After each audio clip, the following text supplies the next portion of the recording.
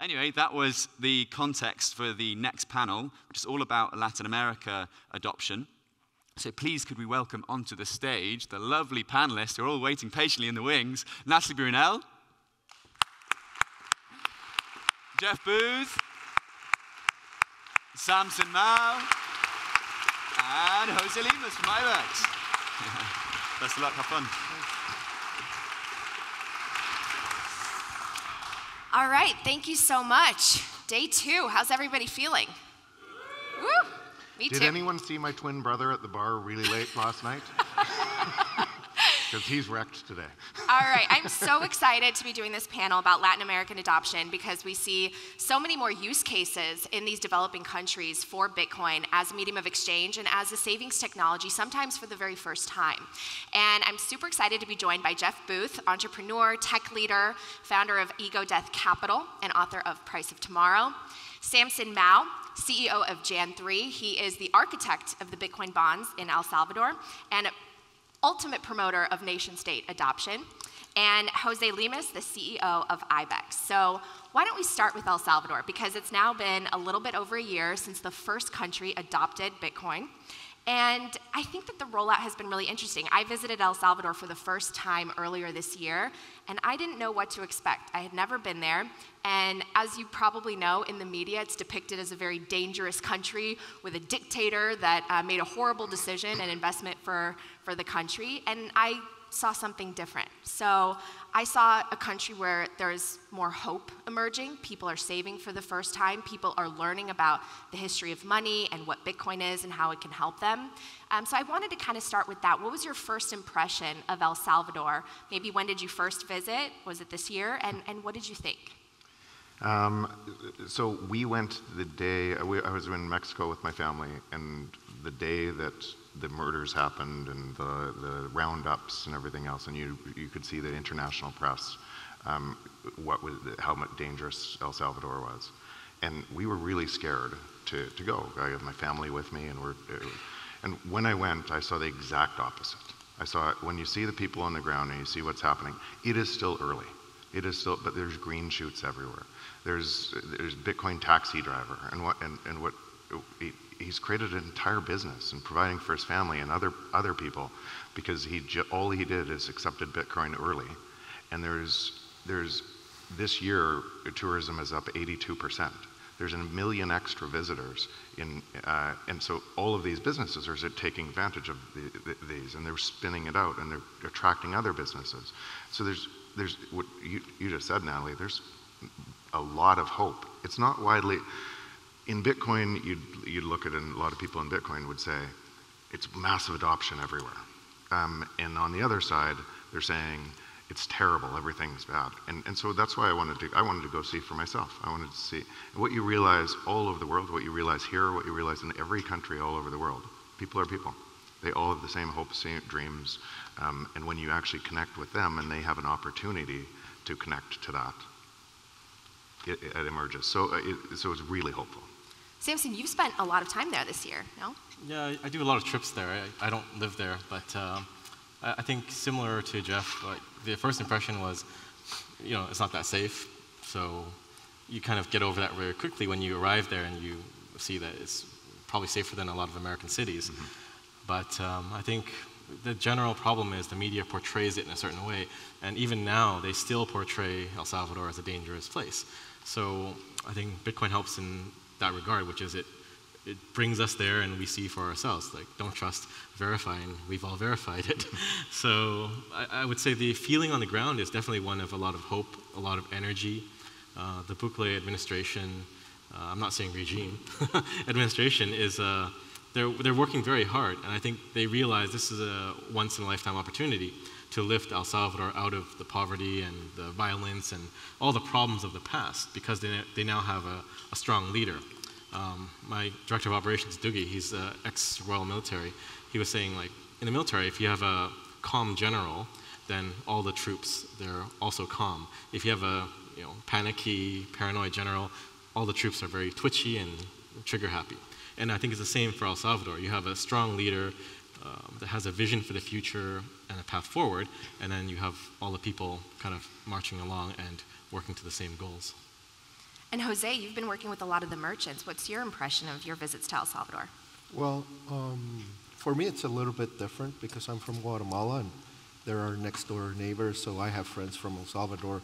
I've been to El Salvador, many times before even Bitcoin happened. You go there to party, and so your brother told me.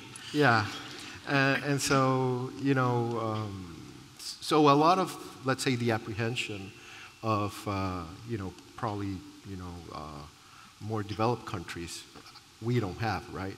It's just, our neighbor. For us, it was a little bit different because when the news dropped and it was a shock for everybody, it was a shock for us, and everybody got excited like, yay, Bitcoin, legal tender and everything, right?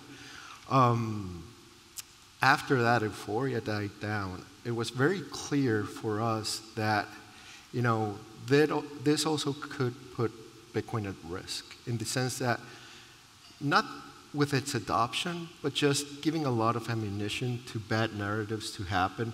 So for example, see, we told you so, this doesn't work, this, it's not a transactional currency, it's this, it's bad, whatever. And so, the news dropped, I think 2 weeks later, we were there.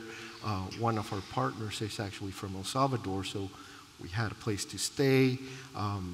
He had, he knew pretty much every businessman in El Salvador, which opened doors to kind of engage with them and find out their pain points. And the truth is, even today, but it was worse in last year, Bitcoin is, for the individual, it's fairly easy, right? Like, you have a bunch of wallets, the experience is really good, this and that. But for corporations, for businesses, it's really hard.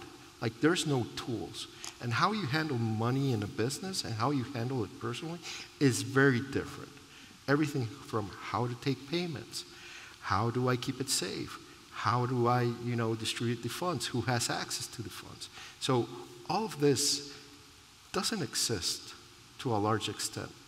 And so our goal was, A, to educate these people, B, let them know that they were not alone in this journey. Like, there are companies like ours that are going to help you along in this process because, legal tender, sounds great, but it's really tricky because you're basically compelling somebody to accept Bitcoin. Mm-hmm. And, that raises a couple of issues, especially for businesses. Well, you bring up an interesting point leading to my next question, which is, how do you see the rollout of Bitcoin? Because when I visited, I saw a difference between El Zonte, which people know as Bitcoin Beach, where Bitcoin is very immersed, entrenched in the economy. People are familiar with it. They're wearing the shirts. They're saying, yes, let's transact with Lightning. And then I went to San Salvador, and I went to the mercados there and met with a lot of merchants, and they accept it because they have to. But many of them are very wary of the Chivo wallet. They felt uncomfortable with it. They don't know what it is. The education really wasn't there. They're a little bit more skeptical. They transfer it right back to fiat if they receive Bitcoin for transactions. So how do you think the rollout has gone? Samson, maybe I'll start with you. Well, I think everyone knows that the rollout of Chivo was buggy, and it did cause a lot of trouble because merchants would try it and then it wouldn't work and they would get frustrated. So there was a point in time after the rollout where people were not accepting it. They had a sign saying, we accept Bitcoin, but when you actually tried, it wouldn't.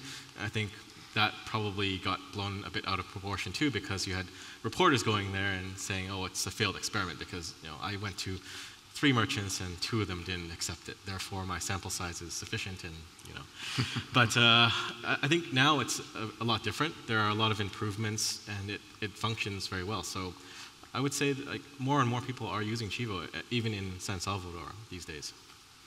And Jose, IBEX was involved a little bit with Chivo, right? Yeah, we basically, if you know the story, the announcement happened. Once a law gets passed, it takes 90 days for it to go into effect. So, we basically had 90 days to onboard as many businesses and people as possible. So, we developed the merchant payment solution, but below that merchant payment solution, to actually build it, we basically set up, a service that we consume that is, an API service. So when the deadline kept coming up, and we had tried to establish contact with the government in El Salvador, and we, talked with some of the people in the administration, because we wanted to establish, channels with the Salvadoran administration. And it was, didn't really get clear guidance on who was doing that. And, the deadline was coming up, and we're, everybody was wondering, is it, strike? Is it somebody else? Are they doing their own implementation of Lightning? And so it turned out that like a week and a half before it, we got tapped by one of our partners that was working with the government, and we basically provided the Lightning infrastructure for the Chivo wallet for the first 3 months. And then we also provided the merchant solution on the other end. And, because our objective was really, it's not going to be perfect, but we wanted to have an experience that was at least good enough that people couldn't say it doesn't work. It really highlights how important education is, and I think that there are still so many hurdles there. I mean, when I was in El Salvador, I even spoke with members of President Bukele's staff who didn't understand Bitcoin. They didn't hold Bitcoin, and I thought, wow, the country's rolling out Bitcoin, and staff members don't really even know what it is. But then again, I would go to El Zante, and everyone's very, very excited about Bitcoin. Jeff, what were your impressions? Same. One of the things I did while I was there was I spoke at a YPO organization. I've been in YPO for over 20 years. And what I found, and this ties into a lot of the things you're saying, all of the business community was anti-Bukele, and very much so. The newspapers were, because they were at risk. I think they felt that they were at risk, their businesses were at risk, because of the power of Bitcoin to bring everybody else up. And so having that conversation with them and understanding, because I'm an entrepreneur, I've lived in their shoes and understand, and I couldn't get why they couldn't see that creating businesses on this was the greatest asymmetric bet of all time, that they could create so much value for society, for themselves, and everything else. So as I broke through that, it felt like the entire room turned, and then the kind of the major opposition to Bukele was saying, okay, so this all sounds great, but what is the worst thing about Bitcoin? And I said, you have to accept that people are going to use it that you hate, and they're going to make it better for you. And so too many people, even when you talk about Chivo, this is open source technology, and so people make mistakes. The Chivo comes in and it's a mistake because it's rushed in, but it's not really a mistake. It's a learning process, and it's open source software, and a market races in and provides other wallets, and people download, oh, I'm going to use this one because it's way easier, and I control it. And so it doesn't centralize, it decentralizes. And that's a really important thing that removes that power. Whether you like Bukele, whether you don't like Bukele, he makes this whole thing stronger. And eventually what it does is it removes his power. If his power is coming from being a dictator, the very act of bringing Bitcoin removes that power. I actually want to dig into that a little bit because everyone's very familiar with the headlines, right? Especially now that the Bitcoin price has dropped. The experiment has failed. El Salvador has lost $50 million.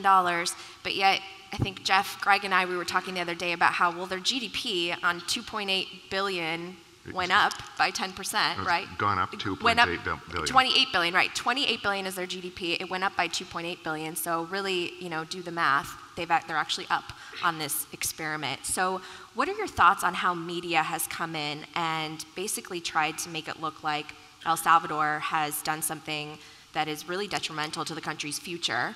And where do you see it going from here? So for me, that's why Bitcoin, it's going to slay your heroes. Because it's not a person. It's an open protocol that's decentralized and secure. And so we're used to trusting people, and this creates a totally different way of organizing society. That's a really big change. And then as a result, you see what's happening in that country, like 1 million extra visitors this year. And all of those visitors, I know some of them that from Canada have moved to El Salvador, and very smart business minds with capital. They're moving to El Salvador for that opportunity. And so now as other countries start to see, oh my God, this area is growing at 10%, and all of these others are collapsing, and this area is attracting people who are just moving with their feet to somewhere that more matches what they want to see in their life. It's unstoppable. And other countries say, I better do that quickly, because otherwise I'm going to lose out. That's what's happening. Samson, what's the difference between media headlines and the reality on the ground? Well, the media headlines are always what they're going to want to write, the story they want to tell. Oftentimes, they have their story already lined up, and then, if they interview you and they ask you questions, which has happened a number of times, meeting actual reporters on the ground in El Salvador, you give them the story that you see, but they don't write it. They either cherry pick quotes, or they ignore it, or they pick someone else that supports their narrative. But I think to your point earlier, it's not just El Salvador is drawing people, but a lot of other countries are alienating people, and that's why they are leaving to El Salvador. And just that's the point in Bitcoin, don't trust, verify. It's to ensure that you do the work to be able to get through. We talked about it yesterday in the opening. In a world it carries misinformation, because money is information, and you have massive misinformation, and everybody's looking through that misinformation. You're going to those people looking through that information. It's why in Bitcoin everybody says don't trust, verify. It's open source. You can do everything that we're talking about here. You can go and see. You can see the entire chain. You can run your own node. You can see everything, and you can verify if we're telling the truth. You can get on a plane, go to El Salvador, and see for yourself, and verify that's true. And as you do, you start to see, I'm just going to see for myself, rather than trust a giant media organization. Yeah. Jose, what are your thoughts? Has the media covered IBEX, helping merchants get on board and use Lightning? I don't believe we've had a lot of media coverage outside of Bitcoin publications. So more mainstream media is not really aware of us, as far as I know. I know there's like a small mention came up in Forbes, I believe, but it's interesting to me to be on a panel hearing how we get perceived from people that live outside our countries, because when we do get talked about in the media, and this is not specific to Bitcoin, it's a little bit more general, something always gets a little bit missed. But I don't think it's necessarily like, with bad intention. A lot of times, media comes to our countries and we present a face as well. We're not exactly super truthful in what we say, what we do, media-facing wise, and so to your guys' point, like I know Samson has been a bunch of times down there, not only in El Salvador, but then has also come to Guatemala. Jeff has been down to El Salvador. You've been like a couple of times, and each time you go, you get a little bit more of the story, right? Because you already kind of start to settle in. And a lot of times, like the big media corporations, they come, they go for 2-3 days, they get a couple of sound bites, right? Mm-hmm. And that's their story, because they need to like produce, right? And it's not about like taking the time to kind of ask the questions, what's really going on, what you're doing right now. And so, the impression is always a little bit skewed. I don't think it's necessarily kind of bad. Like to your point, sometimes you don't even know where you need to go at the start. Like you hear, oh, you should go here, you should go there. but you only get a little bit of the story, right? Just quickly on that. Remember, media is a business. And today in a business that is denominated by clicks and views, then headlines that drive polarization get more views. It's just a natural, and so media can't pay because that system is collapsing, because Google has taken it and centralized it. So media can't pay for investigative reporters like they used to be able to do deep research. They pay for really, the people that are writing their media aren't potentially as skilled as they once were. And they don't do the work because they're not paid to do the work. And so the best people move elsewhere, and they create their own blogs, and they create their own, what Natalie did for herself. They move out of that media jungle because it forces you into a low quality content, and people that don't like it move out, and it leaves behind the worst. And then it gets worse, and more clicks, and you have to drive it. Sensational headlines that drive people apart with no depth. That's what's happening. And you're looking through that media and thinking, oh, those people are smarter. It's just ludicrous. You really hit the nail on the head, because that's my old industry, and we had a saying in television, maybe some of you have heard of it. It's called, if it bleeds, it leads. And people would ask me all the time, why do you guys, start with such negative stories? It's always tragedies. I don't like to watch the news. Well, it's because that's what gets viewership. And sometimes stations or networks have tried to lead with more happy stories or things that are a little bit more inclusive rather than divisive. And guess what? Ratings went down. So there's something within us, there's some sort of voyeurism where we go toward, the conflict, the drama. And so they do really capitalize on it. And I was kind of curious, who on the panel has actually met or sat down with Bukele? Okay, it's two of us. There was a New York Times article. I had a chance to sit down with Bukele for an hour. I thought he was a fascinating person. He brought up Ray Dalio and Saifedean, and he has such an admiration for the economic analysts in this community, and he seemed to be really knowledge hungry for really understanding Bitcoin. And he actually has been in Bitcoin since 2015, and when he was mayor, he said back in about 2017 he wanted to purchase Bitcoin for wherever he was elected. And he's done his homework. And the media, however, portrays him as someone who is just out on social media, trying to concentrate more and more power while he's acting like he's a friend to everybody. He's with these Bitcoin influencers. So I kind of wanted to know, Bitcoin is so anti-centralization and control, and really anti-being friendly with politicians, I think. So what are your impressions of maybe Bukele's relationship with the Bitcoin community?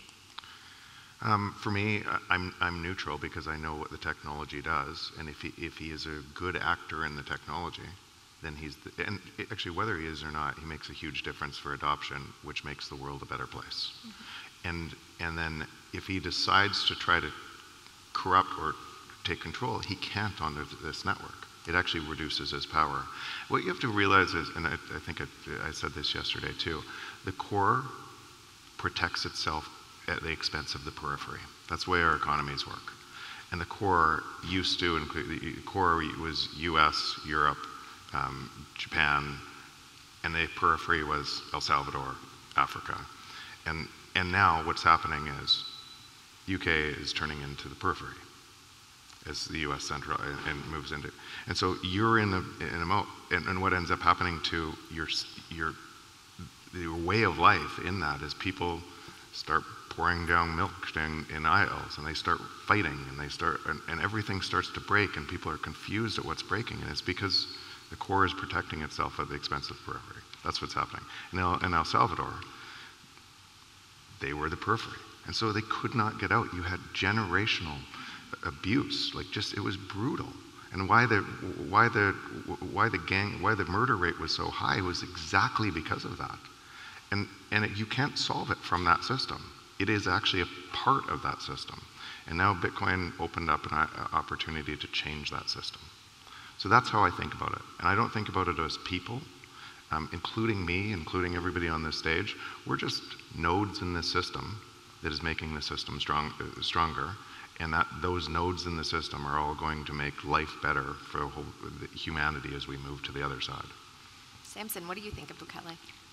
Sorry, I didn't get much sleep last night. What was the question again? Something about social media. What do you think of President Bukele and what he's done? Well, I think what he's done is great. I think you're asking in relation with Bitcoiners, right? I think he's pretty savvy on social media. He definitely has built up his own platform and image and following. He knows how to catch the trends, laser eyes, McDonald's hats, etc. So he's definitely very sharp, and I think it has a lot to do with his background. He was originally in marketing and advertising, so he knows how to catch the narrative and catch the trends. I think in terms of the relationship between him and Bitcoiners, I think it's a pretty good, healthy one. Like once in a while he'll retweet some crypto influencer and I'll cringe a bit, but in general it's pretty good. But in El Salvador, the interesting thing is we get portrayed as the bad guys in the local Salvadoran media. Like there's some really bad ones like El Faro and whatever, they're kind of like tabloids, but they always, like whenever we go down there, like me, Max Kaiser, Stacey Herbert, we always get picked up in the local media and they just kind of attack us and say we're like tourists going there and like we're getting a paid vacation from the government or spending government funds, which is not true because we're paying our own way there. Like most of us pay our own way, like all of us pay our own way, I'm pretty sure. But yeah, we get a lot of flack from the local media actually, but you don't really see that. Only if you pay attention to what's happening there or you're there and you read those publications. And Jose, how has it been working with government authorities and IBEX? Do you have to interface a lot? Well, we actually don't do, we don't deal with governments directly. This is just my personal preference because, you know, in Guatemala I had some very bad experience dealing with governments directly, so I usually sell to parties that resell to the government. So I don't, we try to stay away from, you know, everything politics geared. It's also, you know, helps us maintain certain distance. I guess we like to support, don't get me wrong. So for example, you were talking about education earlier. We're actually involved, we're helping out a program in El Salvador called My First Bitcoin. We've had a couple of diplomas. This is a high school level diploma that kids between 16 and 17-year-olds can up into. We did it at a public school in El Salvador, La Pacheco. There's going to be a documentary about this in the near future. And so we understand the importance of education and getting people on board. Like the main barrier to Bitcoin is education. There's a very interesting statistic. So this was, I don't know who ran the poll, but basically it says this: if people feel they're, you know, very familiar or they feel knowledgeable about crypto, not even Bitcoin, if they're knowledgeable about crypto, they are 49% likely to own Bitcoin. If they don't know about Bitcoin, like their knowledge is low to none, it's only 8%. So education is really key in this space. And that's why we, you know, help out programs like this, and it's getting picked up by, still in, you know, negotiation, but it's probably going to get picked up and rolled out to the rest of the public schools in El Salvador. So, you know, we're very happy to have been able to help that effort. I think it's so important, right? Education, yeah. I think that's what's so critical in El Salvador is spreading the education. And I saw also places like Casa del Bitcoin, they have these courses they're trying to teach people, and it seems like it's more of a grassroots, it's bottom up, as opposed to the government top down saying, you know, here's Bitcoin, this is why we adopted it. So maybe I'll ask all of you, how do we get more people educated in these countries where, you know, they're probably a little bit more skeptical. A lot of them live, you know, hand to mouth, day to day. Some of them are taking loans out in order to be able to conduct their business. How do we get the education out? So one leg of the stools is education, and it's an important leg of the stools. But right now, even what we're doing right now, we're trying to educate the plumbing of a system. at the very bottom of the plumbing of the system compared to the plumbing of the existing system. And the emergent complex behavior that we call life comes out of that plumbing, but we don't typically look at the plumbing every day. Nobody thinks about that your house is built on top of the plumbing that is broken. Nobody thinks that all of my work is built on top of the plumbing that's broken. So to try to explain in that education of here's how this system works and here's how this system works, it's really hard for people. It's really hard for many in this room. And so education is one leg of the stool to do that. That's what we're doing now. And that's what they're doing in El Salvador. Picking up on that, when you see that making a difference, I talked to the head of the school there, and I went and visited that school. They can't even keep up with all the demand in students. And how many students, because of what you're doing investing in that, and others are doing and investing in that, how many kids chose to stay in school rather than go to gangs? Staggering. And so when you see that on the ground, it touches you, and you want to expand it. So one leg of the stool. But the bigger leg of the stool is what I think, and that's what Obi was talking about yesterday, the products that are going to be built on top of this platform it's going to move Bitcoin into the back and deliver value in different ways, in totally different ways that are building. And we don't interact with the plumbing very often. We don't think about it. We think about the products that deliver us value on top of that. So that's what's happening right now, led by Lightning and a whole bunch of other entrepreneurs that are building on top of this layer, on the second layer, third layer, and everything else. And it's going to bring massive adoption that you can't even predict right now. You couldn't predict Amazon before Amazon was there. You couldn't predict what the iPhone looks like before it was there. And it's all built on top of a protocol stack that you wouldn't have known it was available until it was there. That's what's happening today. And when you see that value, you just use it. And we're just early in that journey, but super exciting. Yeah, Samson, what's your take on that journey? Because you're trying to get more countries onboarded too. Yeah, I think I'll focus on that educational part. Like, there are different dimensions to it. One dimension is definitely education, but the other is providing services that people just have an innate need for. So one of the things that we're working on at Jan3 is we've taken the Aqua wallet and we're rebuilding it. But the focus for Aqua is a Bitcoin and stablecoin wallet.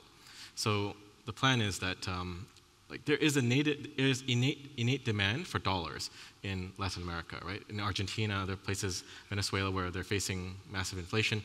There is a natural draw to dollars, and that is why I think a large chunk of the stablecoin ecosystem is growing so fast, because you have that innate demand for dollar-denominated value.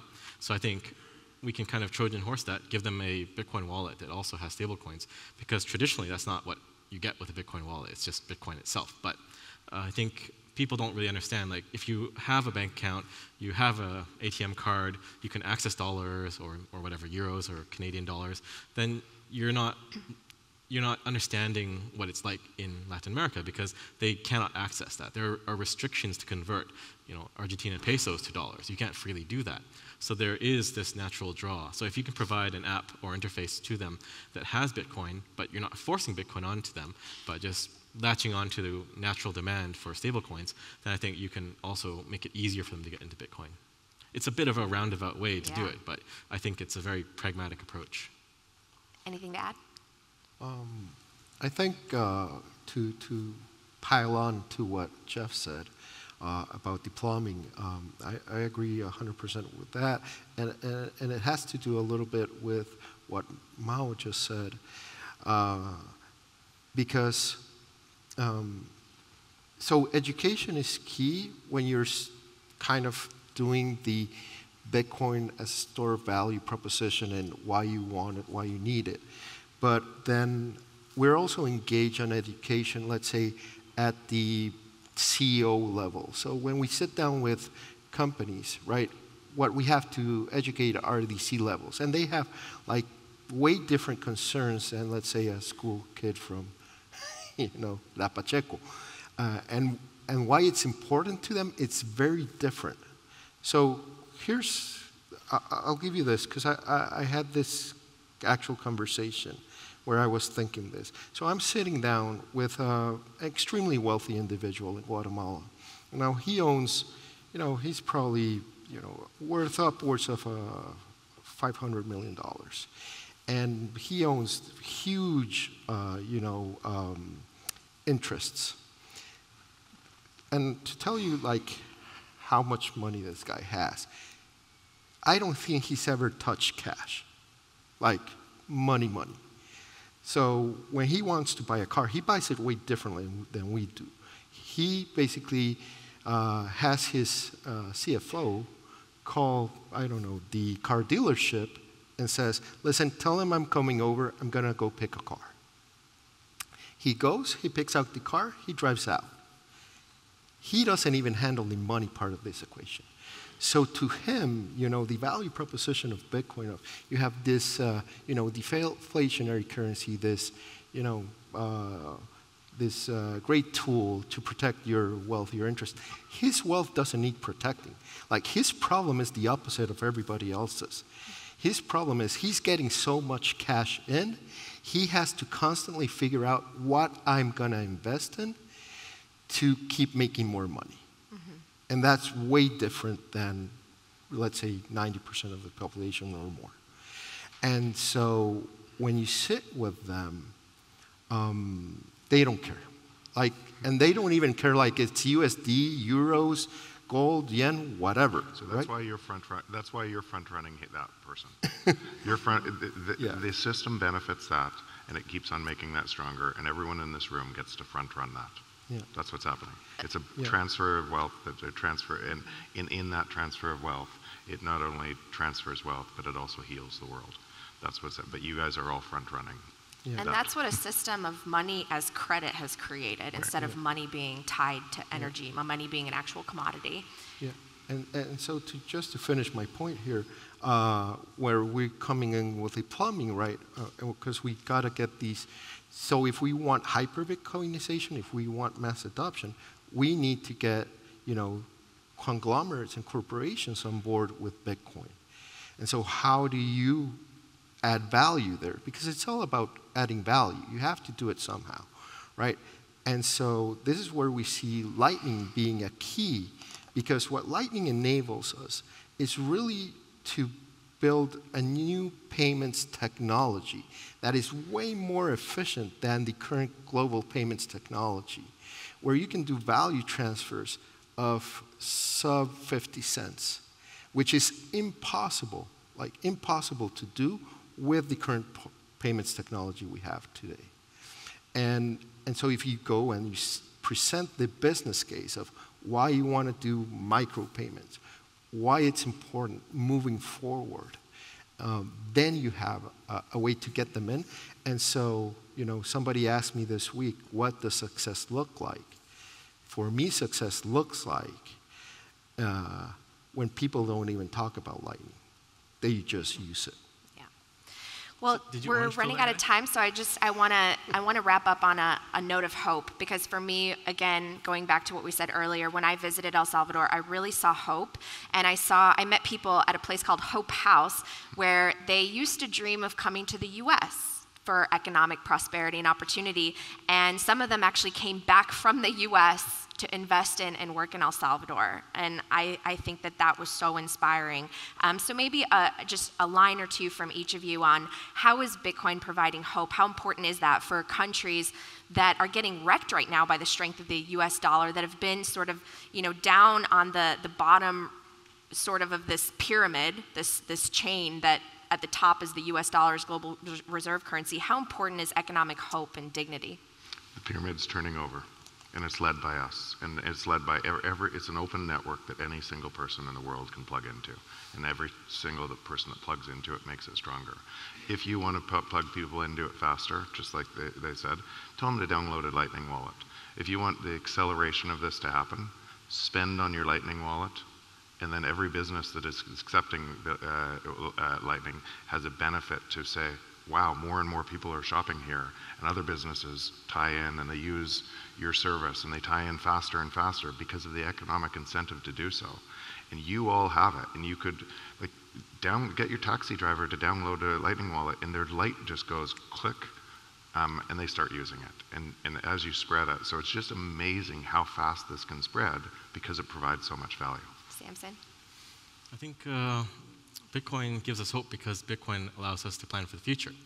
In this current macroeconomic situation, like everything is uncertain, and I think even the U.S. dollar's dominance is not a certainty, right? And we kind of know this, but I mean, you can't really plan, and you can't really live your life on what we have now, right? You're either looking at FOMC meetings or watching what the banks are saying, what the rates are going to be. That's just no way to live your life. And I think Bitcoin gives you an alternative to that and hope. Well said. Jose? Well, Bitcoin personally gives me hope because it's showing us a new system of governance, which is way more decentralized than anything we've ever seen. And my hope is that that permeates, throughout society, because I do think that one of the greatest ills we have today in society is decentralization of power. We're putting too much power in the hands of just one individual, and this leads to, very, very bad outcomes. Kind of what's going on in Ukraine right now. Very, very true. I think the next country might be another Latin American nation. Who knows? We'll see. Thank you so much, everybody. Jeff Booth, Samson Mao, Jose Lemus.